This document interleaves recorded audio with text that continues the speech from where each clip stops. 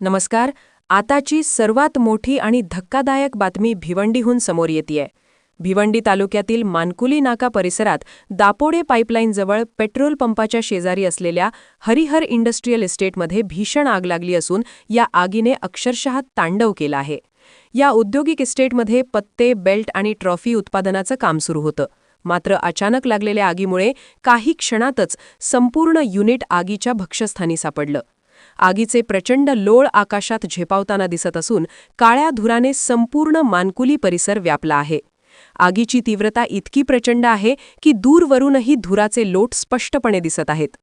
प्राथमिक माहितीनुसार औद्योगिक गोदामात अचानक आग लागली असून ती वेगाने इतर युनिट्सकडे पसरण्याची भीती निर्माण झाली आहे.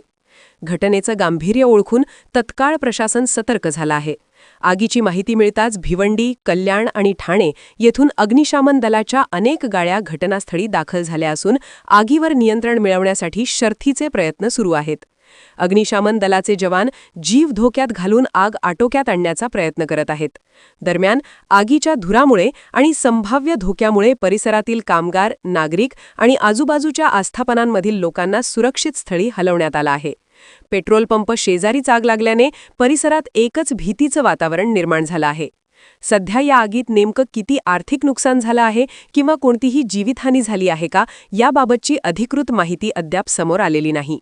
मात्र मोठ्या प्रमाणात साहित्य जळून खाक झाल्याची प्राथमिक शक्यता वर्तवली जात आहे.